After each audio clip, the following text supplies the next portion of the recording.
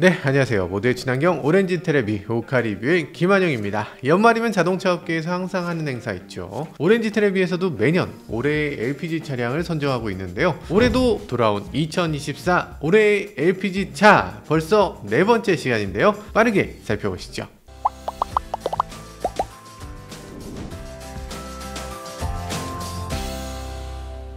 야, 벌써 12월. 올해 한 해 동안 출시한 LPG 신차들을 살펴봐야 되겠죠. 기아 K8 페이스리프트 LPG, 기아 스포티지 페이스리프트 LPG, 그리고 현대 소나타 LPG 택시, 그리고 KGM도 내놨습니다. 기존에 팔던 에이티언, 코란도, 티볼리에 바이퓨어를 넣어서 라인업을 더 늘리기도 했죠. 작년하고 비해서 그렇게까지 늘어나진 않았다. 아니, 새로운 신차들 꽤 나왔는데 LPG 파워트레인 왜 안 넣어주는 건지 이거 좀 섭섭하기도 합니다. 제가 자주 말씀드리는데요, LPG 이제는 친환경 자동차 연료로서도 굉장히 훌륭한 선택지가 되고 있잖아요. 이 선택지를 다양하게 좀 늘려주셨으면 하는 바람입니다. 현대기아 새로운 LPDI 엔진도 만들었잖아요. 그런데 이거 왜 트럭에만 넣고 신차에 안 넣나 하는 아쉬움도 있습니다. 포터, 봉고 말고 이제는 승용에도 좀 넣어주면 좋겠어요. 카니발에 특히 넣어주면 정말 좋을 것 같죠. 그리고 르노 코리아도 신형 파워트레인 개발에 착수했다고 하던데 이거 LPDI로서 어떤 차에 먼저 들어가게 될지 이런 것도 궁금해지고요. 적어도 내년에는 더 많은 LPG 신차가 나왔으면 하는 바람입니다. 자, 그럼 올해의 LPG 차 후보군을 살펴보면요. 첫 번째 후보 기아 K8 페이스리프트 LPG입니다. 훌륭한 디자인으로 많은 사람들의 사랑을 독차지했죠. 두 번째 후보 기아 스포티지 페이스리프트 LPG입니다. 스포티지 페이스리프트를 했는데 LPG도 꼼꼼하게 챙긴 모습이 아주 인상적이죠. 세 번째 후보 현대 소나타 LPG 택시입니다. 와, 이거는 사실 우리나라 자동차가 아닌데 중국에서 만들어 오는 자동차인데도 LPG를 넣어서 아주 독창적인 느낌을 자아내는 그런 자동차로 거듭났습니다. 판매량은 상당히 거두고 있는데 우리나라에는 오로지 택시로만 사용되고 있어서 자가용으로 원해도 살 수 없다는 게 큰 단점이라고 할 수 있어요. 네 번째 후보 KGM 액티언 바이퓨얼입니다. 액티언은 정말 많은 사람들의 관심을 끌어모았는데요. 판매에서 조금 어려움이 있지만 이 바이퓨얼이 나오면서 또 어떻게 될지 이런 것들은 기대해 볼만 합니다. 그리고 다섯 번째 후보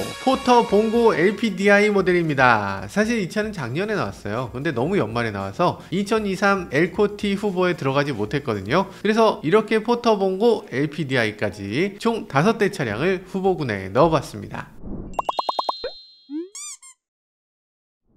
첫 번째로 살펴볼 차는 기아 K8 페이스리프트 LPG 모델입니다. 올해 페이스리프트한 모델인데요. 기존 모델이 이렇게 생겼는데 새로운 모델 완전히 다른 얼굴이 됐죠. 이게 페이스리프트가 맞나 싶을 정도로 전혀 다른 차가 되고 말았습니다. K8은 내연기관 모델이잖아요. 당연히 내연기관이면 그릴이 필요할 텐데 전면의 그릴을 없애버렸습니다. 이래도 되는 건가? 개인적으로 그 전에 있었던 이 커다란 그릴, 바디색의 그릴이 굉장히 독특했고 이 K8의 이미지를 제대로 살리고 있다 이런 느낌이었는데 이번 디자인은 다른 기아하고 비슷하긴 한데 이게 세단의 디자인으로서 적합한 건가 라는 생각이 들면서 멋지다, 독특하다, 세단답다 그런 느낌은 다소 사라진 것 같아서 조금 아쉽게 생각됩니다. 길이는 상당히 커져서요. 전장이 무려 35mm나 더 길어졌습니다. 이제는 그랜저보다도 더 큰 차체를 갖고 있고요. 길어진 차체는 오로지 보닛과 뒷바퀴 뒤 이렇게 양쪽 끄트머리에 집중돼서요. 실내 공간은 똑같다. 페이스리프트 하면서 기능도 상당히 추가됐죠. 일단 실내 디자인 자체는 그렇게까지 큰 폭으로 바뀌진 않았는데 가운데 있는 디스플레이, 요 안에 있는 내용은 다 바뀌었죠. 기존에는 이게 OW라고 해서 표준형 인터페이스를 갖고 있었는데 요거를 이제는 이런 식으로 CCNC라고 하는 걸로 바꿔놨습니다. CCNC 괜찮죠? 이거 사용해보신 분들은 다들 일단은 조금 복잡하긴 하지만 어쨌든 최신 인터페이스란 느낌이 확실히 든다 라는 얘기도 하고요. 그리고 여기에 유튜브, 웨이브, 왓챠 뭐 이런 스트리밍 서비스도 내장돼 있어서 이렇게 동영상을 보면서 즐길 수 있다 이런 점도 좋게 평가하는 것 같고요. 그리고 지니, 멜론 이런 음악 스트리밍 서비스도 기존에도 물론 있었지만 요번에 더 쉽게 사용할 수 있도록 만들어져서 이런 것도 좋은 점이다 라고들 얘기하더라고요. 어쨌든 기본적으로 이 소프트웨어 발전이라는 게 빠르게 이루어져서 훨씬 더 좋은 느낌이 든다 라는 얘기입니다. 그리고 여기 빌트인 캠 같은 경우도 빌트인 캠 2로 업그레이드가 됐는데 있는데 앞뒤 쪽에 카메라도 업그레이드가 됐고요. QHD도 되고 소리 녹음도 되고 메모리도 뺄 수가 있어요. 기존에는 메모리를 바꿔 끼우지 못한다는 아주 큰 단점이 있었는데 이제는 요거라면은 장착하는 게 낫다 이런 생각이 드는 그런 빌트인 캠이 들어가고요. 자동차 키 같은 경우도 기존에는 키를 꼭 갖고 다니거나 아니면은 디지털 키라고 하는 것이 지원돼서 스마트폰을 가지고 차에 다가가서 스마트폰을 가지고 문을 열고 스마트폰을 갖고 시동을 거는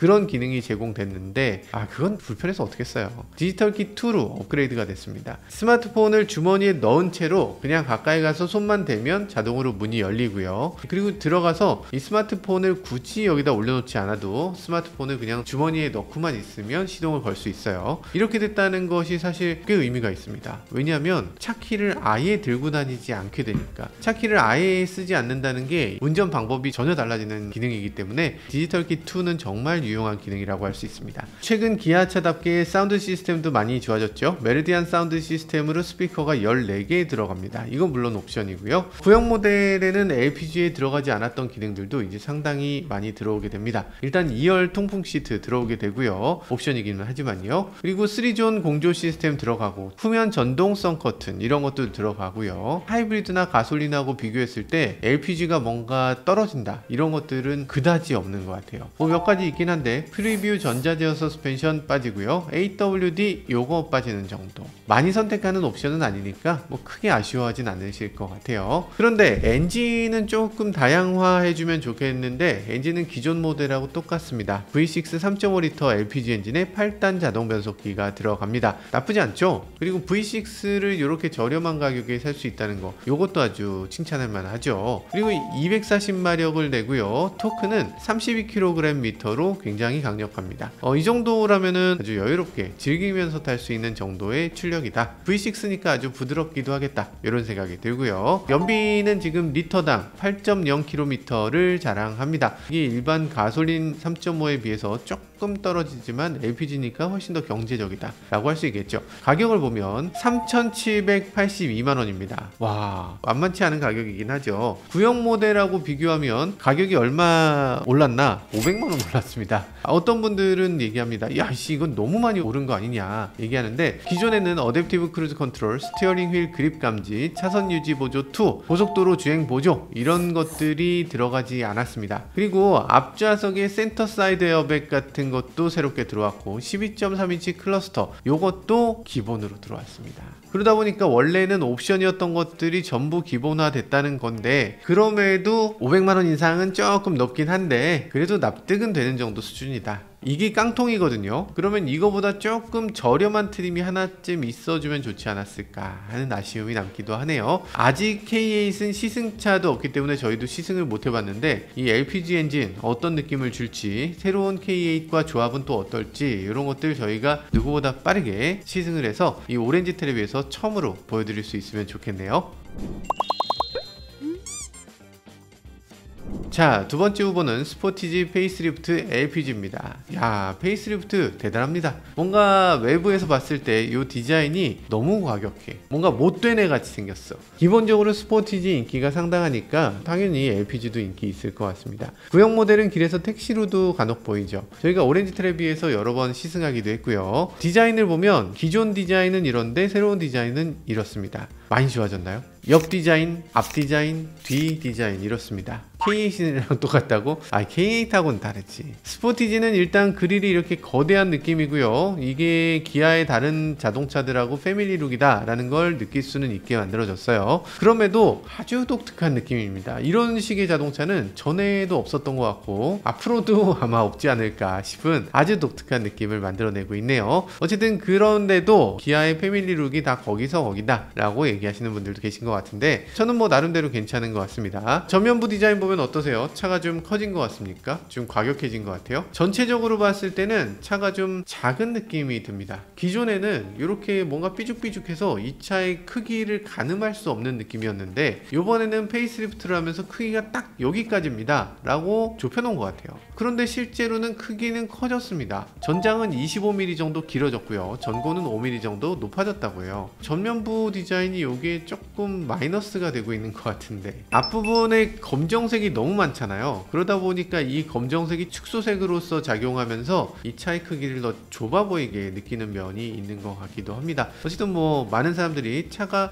예쁜데 좀 작아 보이네 이렇게들 얘기하고 있는 것 같아요. 리어 램프를 봐도 이런 느낌입니다. 기존에는 대각선 모양으로 이렇게 뾰족뾰족한 느낌이었는데 이제는 네모네모 사각사각 이런 느낌이 들기도 하죠. 램프 두께에도 보면 이렇게 좀 굵어지면서 측면의 캐릭터 라인하고 조금 언밸런스하다 이런 느낌이 들지 않나 하는 생각이 들기도 해요. 실내로 들어서면요, 디자인이 상당히 많이 변했습니다. 기존 스포티지는 이렇게 디스플레이 옆으로 부메랑처럼 이런 송풍구가 있었는데 그런 송풍구 모양이 다 사라지고 이제는 일직선으로 쭉 뻗었어요. 기아의 다른 차들하고 부품을 너무 많이 공유하는 건 아닌가 싶을 정도로 디자인이 거의 비슷하게 변해가고 있다. 전환형 공조 장치 요거는 그대로 남았네요. 이건 그냥 부품 공유의 좋은 사례라고 할 수 있을 것 같고요. 저희가 뭐 워낙이 이렇게 생긴 차를 지금 계속 타고 있잖아요. EV3도 갖고 있고 EV9도 갖고 있고 그러다 보니까 이게 어서만이 본 디자인이네, 좀 새로운 디자인이 아니네 라는 느낌이 들긴 하는데 어쨌든 많은 분들이 다 이렇게 기아차를 몇 개씩 갖고 있는 건 아닐 테니까 다른 분들이 느끼실 때는 요거 좀 참신하다 라고 느끼실 수도 있을 것 같아요. 디스플레이가 뭐 획기적으로 좋아진 건 아닙니다. 원래부터 12.3인치 클러스터, 12.3인치 내비게이션을 사용하고 있었기 때문에 디스플레이 크기가 커진 것도 아니고 인테리어에서 큰 향상이라고 볼만한 건 그다지 없어 보여요. 그렇지만 그 안에 소프트웨어는 많이 업그레이드 됐습니다. CCNC가 들어가게 되면서 K8과 마찬가지로 유튜브, 웨이브, 왓챠 당연히 되고요. 디지털키 2 들어가고 빌트인 캠 2 당연히 들어옵니다.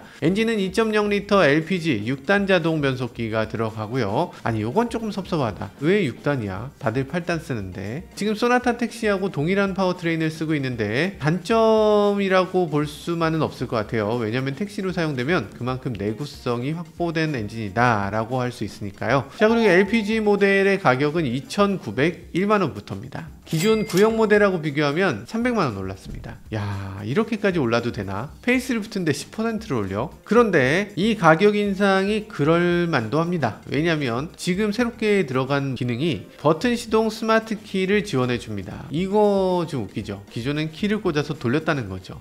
그거하고 비교하면 훨씬 좋아지긴 했다. 그리고 12.3인치 디스플레이 오디오가 들어갑니다. 기존에는 이렇게 생긴 컴팩트 오디오가 들어갔어요. 이게 12.3인치로 확 커졌다. 자, 그리고 스마트 크루즈 컨트롤이 들어갑니다. 스마트 크루즈 컨트롤은 정차, 재출발까지 지원을 해줘요. 기존에는 안 들어있었는데 요번에 들어가게 된 거, 이거 너무 잘 된 것 같고요. 차로 유지 보조 2가 들어갑니다. 이거 있으면 굉장히 편리해요. 차로 유지 보조를 핸들이 해주니까 고속 안정감도 더 좋아지고 주행할 때 뭔가 핸들이 좀 빡빡하게 마치 BMW 핸들을 조작하는 것 같이 이렇게 든든한 느낌이 들어서 차로 유지 보조 2는 정말 좋은 기능이라는 생각이 들어요. 그리고 스티어링 휠 그립 감지가 생겼습니다. 스티어링 휠을 만지고 있으면 핸들 잡으세요 라는 멘트가 안 나오는 거, 이런 거 좋고요. 그리고 스티어링 휠에 진동 경고도 있습니다. 차로를 넘어갈 경우 부르르 떨어주는 거죠. 이런 것들 다 기본으로 들어가니까 300만원이면 말 된다. 일단 어댑티브 크루즈랑 오디오랑 차로 중앙 유지랑 버튼 타입 시동키랑 같이 300만원 올릴만 하네. 올릴만 합니다. 동급 자동차라고 하면 투싼이 있을 텐데 투싼하고 비교하면 기능에서 스포티지가 월등하죠. 차로 유지 보조 2 이거 투싼에 안 들어있죠. 그리고 투싼은 일단 LPG 자체가 없습니다. 어차피 같은 파워트레인 같은 플랫폼을 쓰는데 LPG를 왜 안 넣어주나 싶은 생각이 들긴 합니다. 어쨌든 LPG는 뭐 못 넣어주는 이유도 있긴 하죠. LPG를 취급하려면 그 공장이 LPG 취급 공장이 돼야 돼.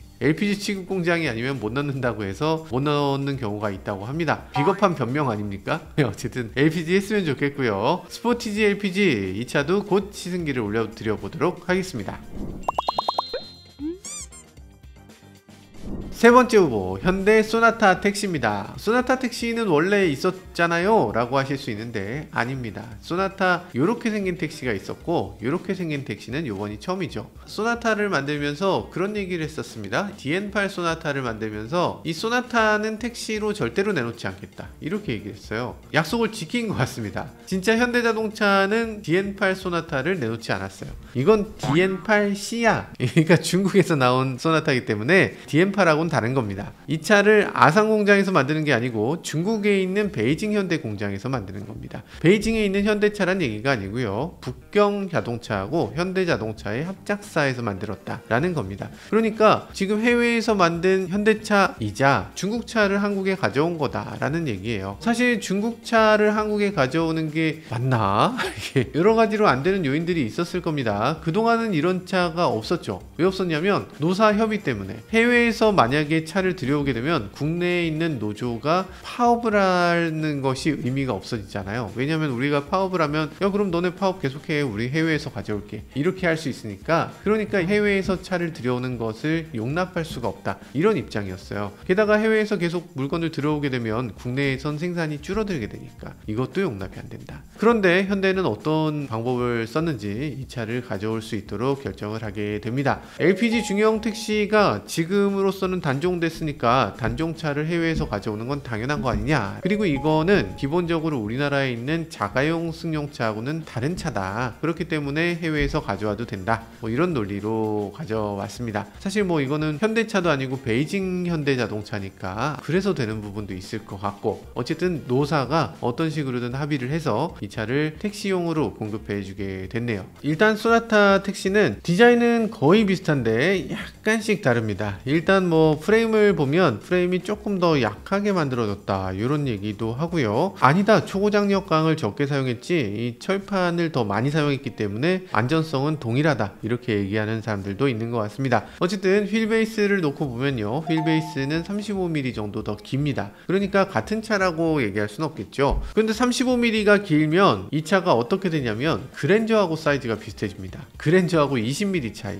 국내의 소나타하고는 35mm 차이고 그랜저하고는 20mm 차이니까 그랜저에 더 가까운 차 아니냐, 이렇게 볼 수도 있죠. 실제로 실내에 앉아보면 DN8 뒷좌석에 앉아봤을 때 야 요거 택시로는 조금 어렵겠는데 라고 생각했지만 지금 이 차 정도라면 택시로도 충분히 괜찮은 공간이라는 생각이 들어요. 자, 디자인을 놓고 보면요, 이게 국산차, 이게 중국산 소나타 택시, 둘을 비교하면 비슷합니다. 테일램프가 조금 다른 느낌인데 뭐 요거는 정말 큰 차이 아니죠. 사실상 차이를 거의 구별하기 어렵다. 요 정도면은 그냥 요거 자가용으로도 좀 팔아주면 되지 않나 싶은 생각이 들어요. 판매량을 보면 올해 11월까지 16,192대를 팔았습니다. 야, 갑자기 소나타가 이렇게 잘 팔린다고? 덕분에 LPG 차량 판매도 크게 늘었습니다. 정말 환영할 만한 신차가 아닌가 라는 생각이 드네요. 네, 그런데 생각해보면 좀 희한하죠. 이 차는 그렇게 많은 사람들이 싫어하는 중국산 자동차예요. 중국산 자동차들을 떠올리면 막연히 가격이 좀 저렴할 것이다, 그래서 엄청 싸지 않으면 아무도 안 살 거다 라고 생각하는데, 그런데 실제 가격을 놓고 보면 국내산 소나타하고 비교했을 때 거의 비슷합니다. 자, 가격을 보면요, 2,480만원 단일 트림입니다. 이건 트림을 바꿀 수도 없어. 기존의 LF 택시 가격이 1,945만원에서 2,550만원이었습니다. 트림 따라 달랐어요. 근데 이건 트림 중에서 굉장히 높은 편에 속하는 거니까 기존보다 오히려 가격이 조금 낮아졌다 라고 볼 수 있습니다. 아니 1,945만원이면 기존 LF 택시 탈 수 있었는데 무슨 소리냐 이러신 분들 계시겠지만 사실 그건 조금 안 되죠. 왜냐면 1,945만원짜리 이거는 안전사양이 정말 아무것도 없었습니다. 긴급제동 없었고요, 차로 중앙유지 당연히 없었고, 어댑티브 크루즈 하나도 없었고요, 그리고 앞좌석 사이드 에어백 없었습니다. 커튼 에어백 없었어요. 무릎 에어백도 없었습니다. 그러니까 영업용 차량이면 사실 이런 것들 선택 안 하는 분들도 계시죠. 싼 게 그냥 최고다 이런 분들 많이 계실 텐데, 에이, 그래도 안전인데 기본 가격이 좀 오르더라도 이런 거 기본화해 주는 게 중요해 보입니다. 이제는 차로 유지 보조 기본이고요, 전방 충돌 방지 기본입니다. 그리고 에어백은 9개가 기본으로 들어갑니다. 일단 트림이 하나밖에 없으니까 이건 뭐 옵션으로 넣고 빼고 이것도 없어요. 그리고 어댑티브 크루즈는 기본으로 안 돼 있는데 이것도 기본으로 좀 넣어주면 좋겠다는 생각이 들지만, 어쨌든 택시 운전사 분들 중에서 어댑티브 크루즈를 쓰는 사람을 제가 본 적이 없거든요. 차를 팔면서 어댑티브 크루즈에 대해서 교육을 좀 시키고 운전 강습을 좀 시켜줄 수 있는 그런 프로그램이 좀 있었으면 좋겠어요. 택시 운전사 분들이 운전을 너무 거칠게 하기 때문에 옆에 있는 사람들, 뒤에 있는 승객들 너무 고통을 겪고 있거든요. 이분들이 어댑티브 크루즈를 써서 정말 안정적인 운전을 할 수 있도록 자동차 회사가 좀 지원해 줬으면 하는 바람입니다. 엘코티 2024 올해의 차 네 번째 후보입니다. KGM 액티언 바이퓨얼 모델이네요. 12월부터 판매를 시작했는데요. 전면 디자인 보면은 건곤감리 디테일, 토레스에도 이미 조금씩 들어가 있긴 했는데 액티언은 지금 DRL 전체를 쫙 이렇게 깔아놨습니다. 야, 요거 요렇게까지 해도 되나? 조금 과다라는 분들도 계신 것 같고, 뭐 그래도 우리나라 태극을 연상케 하는 거라서 고맙다 이렇게 생각하시는 분들도 계신 것 같아요. 후면을 살펴보도록 하죠. 이 정도면 예쁘죠. 전체적인 느낌이 레인지로버 벨라 같은 느낌이 살짝 나잖아요. 예, 살짝 납니다. 여튼 요 가로 테일램프 요렇게 쭉 이어진 거 요것도 꽤 마음에 들기도 하고요. 일단 가격을 보면요, 가격은 3,725만원부터 스포티지하고 비교하면은 800만원이나 더 비싼 차입니다. 이렇게 비싸도 되나? 비싼 이유는 여러가지 있겠지만 이 차를 다 만들고 나서 외부 업체가 추가로 LPG 탱크를 장착한다 라는 차이점, 그리고 LPG와 가솔린의 바이퓨얼이다 라는 차이점도 있을 텐데요. 이 차는 저희가 곧 시승을 해보도록 하겠습니다. 오렌지 트레비에서 가장 먼저 올리도록 할 텐데 그거 따끈따끈하게 그때 조금 더 자세히 말씀드려 보도록 할게요. 2024 엘코티 5번째 후보 포터 봉고 LPDI 모델입니다. 저희가 오렌지 텔레비에서 이미 시승을 한 차죠. 봉고 LPG 터보 시승기 지난번에 올렸는데 오, 무려 29만 분이 봐주셨네요. 여기 위 봐주시면 이 시승기 바로 보실 수 있을 거고요. 정말 많은 사람들이 관심을 갖고 있는 자동차라고 할 수 있습니다. 사실 승용차만 관심 있는 분들은 아니 왜 자꾸 포터 얘기를 하는 거야, 포터 누가 본다고? 라고 생각하시겠지만 아닙니다. 정말 자영업자의 발이라고 할 수 있고 정말 많은 사람들이 관심을 갖는 자동차라고 할 수 있습니다. LPG 터보 엔진이 들어갔고요. 출력이 디젤 엔진하고 비교했을 때 거의 똑같다는 게 장점입니다. 토크도 똑같아요. 그러니까 이렇게까지 디젤 엔진에 딱 맞춰서 만드는 것도 참 대단하다. 디젤 엔진보다 너무 잘 튀어나가도 안 되고 너무 안 나가도 안 된다는 얘기죠. 그래서 거기다 일부러 딱 맞춘 것 같은데 그러면서 연료비는 훨씬 저렴합니다. 올해 11월까지 판매량을 보면요, 포터는 53,000대, 봉고는 33,000대까지 거의 9만 대 가까이 팔았는데요. 12월까지 지금 10만 대의 돌파를 확정적이라고 하는데요. 야, 잘 팔리는구나. 훌륭합니다. 연료비가 저렴하기 때문에 이렇게까지 판매량을 거둘 수 있는 것 같습니다. 이런 자동차는 아무래도 경제성을 가장 중시해야 되고, 그리고 디젤이 단종되면서 좋든 싫든 이제 LPG 포터 봉고를 살 수밖에 없는 상황이라고 할 수 있습니다. LPG 모델은 막연히 출력이 떨어질 것이다, 그리고 LPG 모델은 막연히 토크가 부족할 것이다, 이렇게 생각됐는데 LPDI라는 것은 이 LPG를 직접 엔진 안에 집어넣는 직분사 엔진이기 때문에 이런 어려움들을 극복했고요. 그리고 연비도 좀 개선이 되고 터보차저 효율도 더 효과가 좋아지는 그런 여러가지 장점들을 갖고 있습니다. 이 LPDI를 조금 더 가다듬어서 이제 승용차에도 좀 넣어주면 참 좋겠는데 하는 생각이 들어요. 그런데 현대에서 신형 포터를 개발하는 프로젝트가 시작됐고 2027년에는 실제로 시판된다 이렇게 얘기를 하는데 뭐 요건 조금 더 지켜봐야 될 것 같습니다. 포터가 앞으로 어떤 식으로 나오게 될지 모르겠지만 전기 파워트레인 그리고 LPG 파워트레인을 적극적으로 도입해주면 좋겠다는 생각이 드네요. 어쨌든 지금 포터 아쉬움도 있긴 하지만 그래도 LPDI 엔진을 넣어서 그나마 환경에 나은 모습을 보여주고 있다는 건 다행이라는 생각도 들기도 합니다. 이원이 그린 친환경 세상. LPG, 수소, 전기 등 친환경 에너지를 한 곳에서 포인트로 다양한 혜택까지 미래의 친환경 에너지 세상 이원이 펼쳐갑니다. 올해로서 네 번째를 맞는 2024 엘코티 후보를 이렇게 살펴봤는데요. 이 중에 어떤 차가 올해 LPG가 될지 여러분들이 댓글로 한 번씩 남겨주시면 좋을 것 같습니다. 지금까지 저는 모두의 친환경 오렌지 테레비 오카 리뷰의 김한용이었습니다. 감사합니다.